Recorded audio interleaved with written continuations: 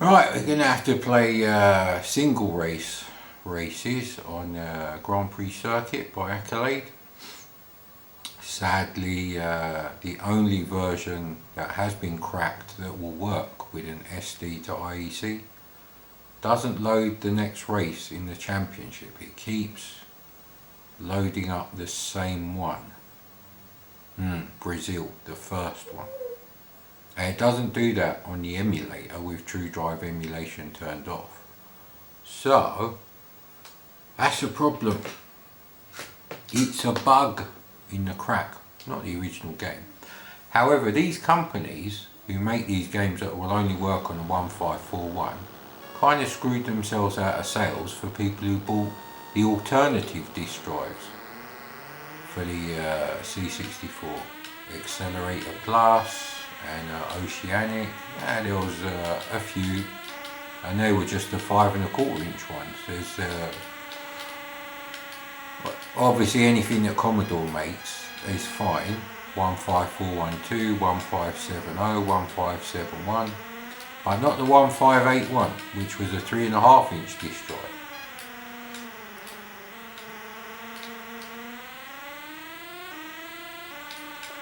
Which is a pity actually, because this is a really good game on the C64.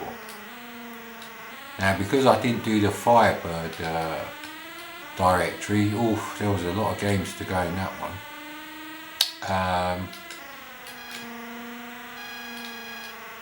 I can't try out Revs, which is probably the closest thing to this game. Now, Revs doesn't look as good as this, but I don't know if the frame rate is better because of that. Because that doesn't look like hardware scrolling there on the background scenery, which is a bit weird because you know, the horizon on the track doesn't really move more than 8 pixels, and that could be done with the hardware pixel offset scroll registers for the C64. Wolf 7 position in the best car. Alain Prost would be ashamed of that. McLaren is better than that. So yeah, it is a pity.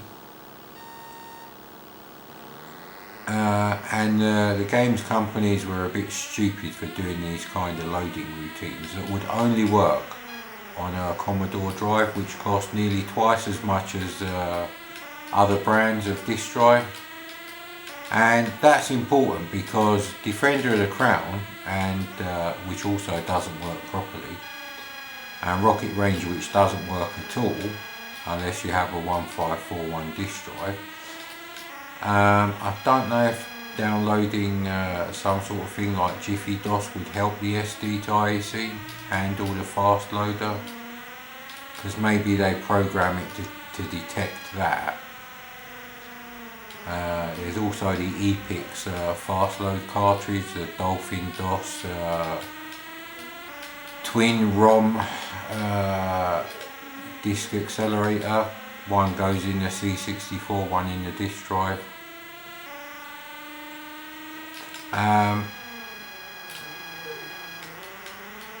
That means that you wouldn't have got to see really the most complex C64 games. I'm not saying they're the best. I mean, yeah, Defender of the Crown is a great game, but it's more great for how close it is to the Amiga version on the C64, and you need the disk drive for that. So, you know, you don't want to be playing any Cinemaware game from tape. No way. That's just bad enough on disc with all the disc loading, which you could improve, I suppose, with you know, a disc accelerator, ROM or something, or cartridge sometimes. I think Dolphin DOS was the best one because it made you change a ROM in the C64 and in the 1541 disk drive. So it was quite an involved installation, but that was definitely the fastest. I don't know if it was the most compatible.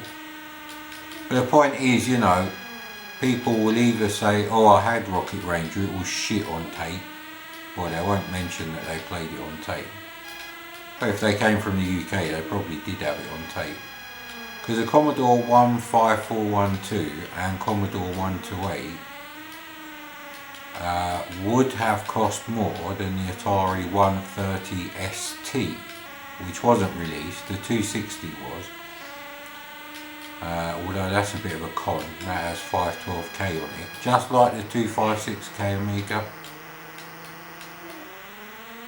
with the write once, read many, protected RAM of the Amiga 1000, 256K. So yeah, that's a bit of a shame.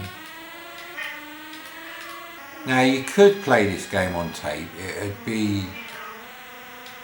take longer to load, I guess. And you know,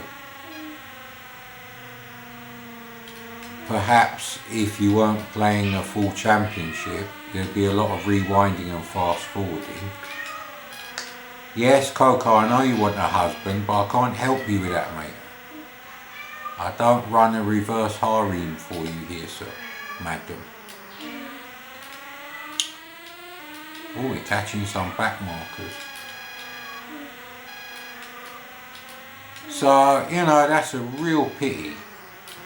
On the plus side, I did work out a good way of rating music on C64 games.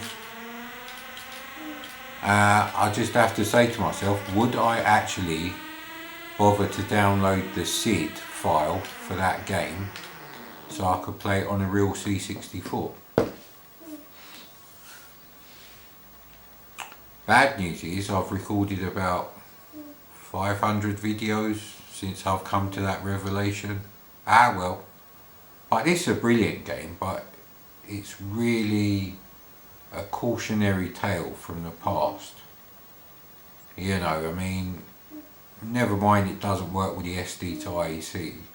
People who got like a £150 disk drive instead of a £300 Commodore 1541 would not have been able to enjoy such disc games. So really, it did shorten the life for the C64 as a viable gaming platform.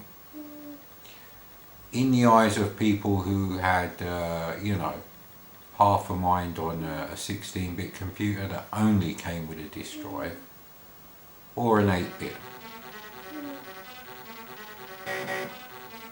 So yeah, that's really the end of this non-review. I hope you enjoyed that. All the other footage, probably an hour and a half, is useless for this game. But it's a great game. You must play it. It plays a lot better than the frame rate would suggest on these crappy videos.